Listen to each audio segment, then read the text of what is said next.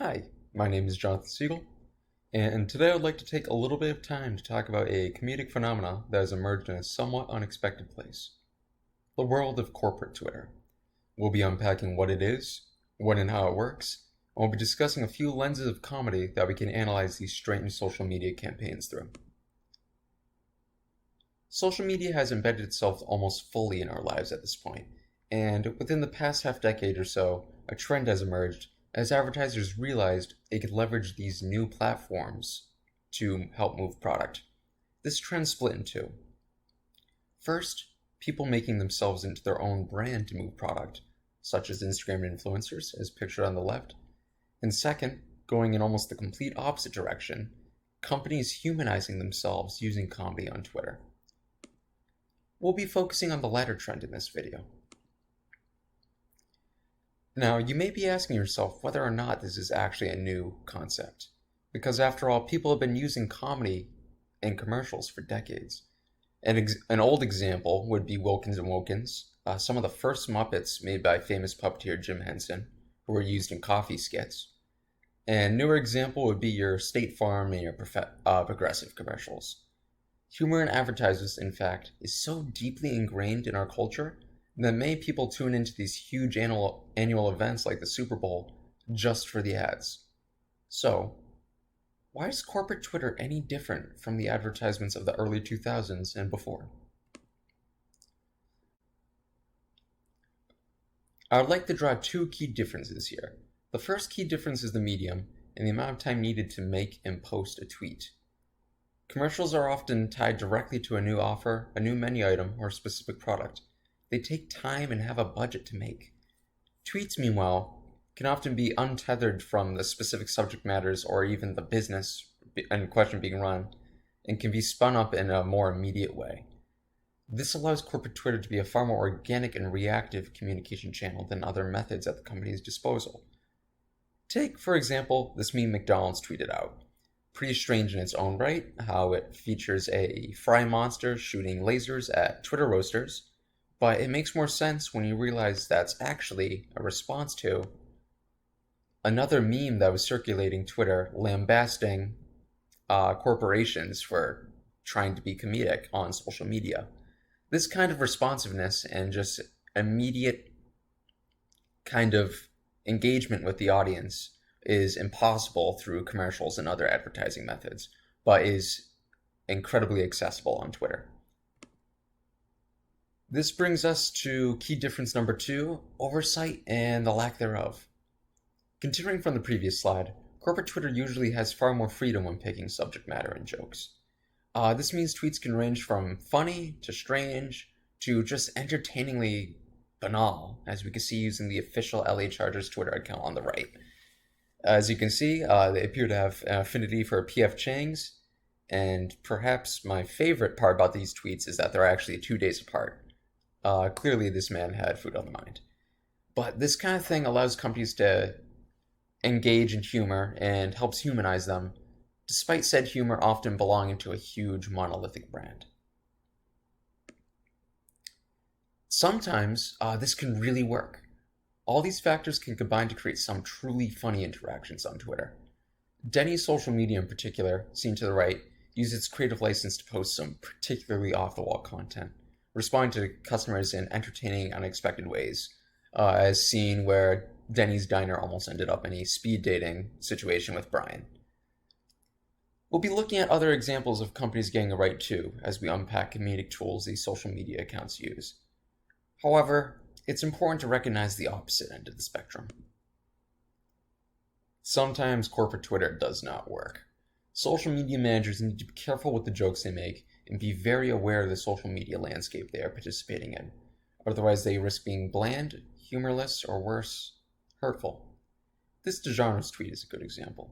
On the surface level, it just seems like they're making a quip about how good their pizza is, but whoever was running their account was unaware of the actual meaning of the hashtag and inadvertently made light of a very serious topic in a deeply crass way. In a space as fast-paced and unsupervised as Twitter, it goes to show how careful you must be. Now that we've discussed the history of corporate Twitter and looked at some examples, good and bad, I like to take the chance to dive deep and really unpack what makes some of these accounts work so well by applying some of the comedic theories we've discussed over the course of this semester. Perhaps the most immediately obvious theory of comedy that applies is Bakhtein's carnivalesque. We've seen this already. McDonald's meme post and Denny's waxing philosophical on Twitter are pretty good examples of this. It also brings to mind films that heavily rely on this brand of off-the-wall slapstick comedy, like Will Ferrell's Anchorman.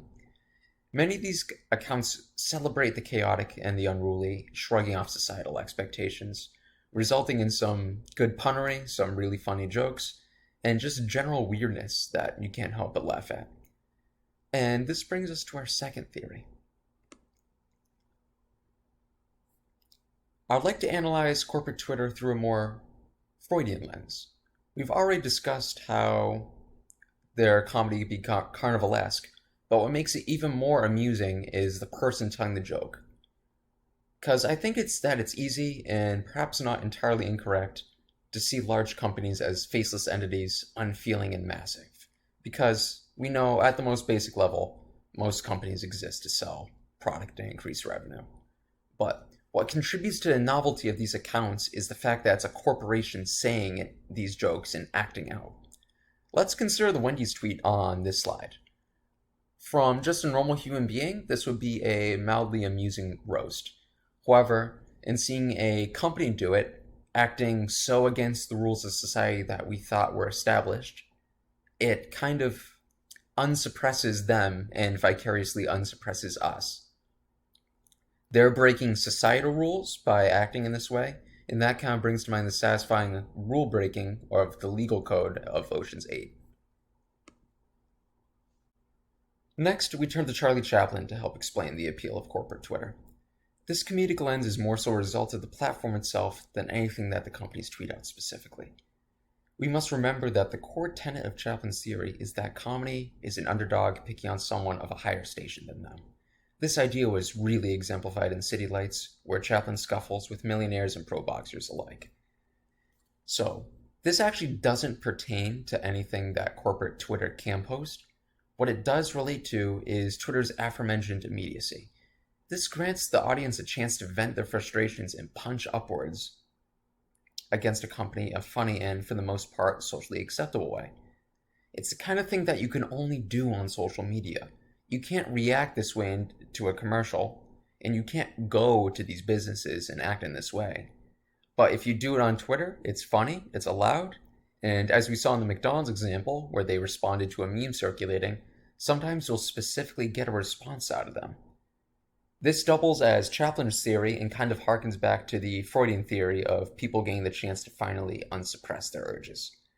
However, there's a darker side to this, because this phenomenon also brings to mind some of Umberto Eco's philosophy.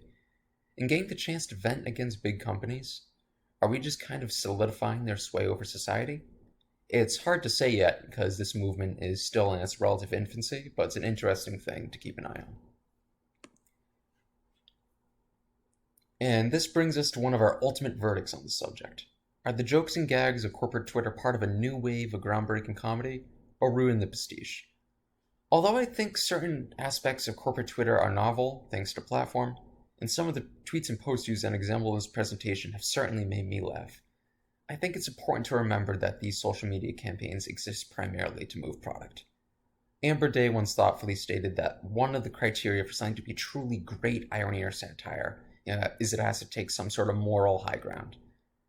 Corporate Twitter, at least the ones that focus on humor, are largely disqualified from such a thing on the basis of their inherent purpose. Thus, I would claim that much of corporate Twitter falls into the prestige, certainly amusing, but largely a reflection of the social media landscape around it, done in order to humanize and endear large corporations to customers. As stated before, no single Twitter account, as brilliant as Denny's social media team is, will achieve lofty heights of comedic genius. But that is not to say that these campaigns should be written off entirely. What the whole ecosystem of corporate Twitter achieves is a fresh take on advertising that manages to make use of the fundamental theories of comedy we have discussed this semester and engage the audience in new and exciting ways. As always, it's important to remain mindful of what these accounts exist for, as when consuming any piece of media, really. But there's hardly anything wrong about getting a good laugh from a roast from your favorite fast food joint posted on Twitter. As social media continues to evolve, the corporate Twitter ecosystem will continue to evolve with it, and we may see even more interesting content being released into the world and more interesting examples of user engagement. Personally, I'm excited for it, because for all we have discovered about comedy's relation to the human condition, one of the most fundamental things I've learned over this year and this semester is... Personally, I'm excited for it, because for all we have discovered about comedy's relation to the human condition, one of the most fundamental things I've learned over this year and this semester is that sometimes a good laugh can go a long way. Thank you for your time, and I hope you have a great day.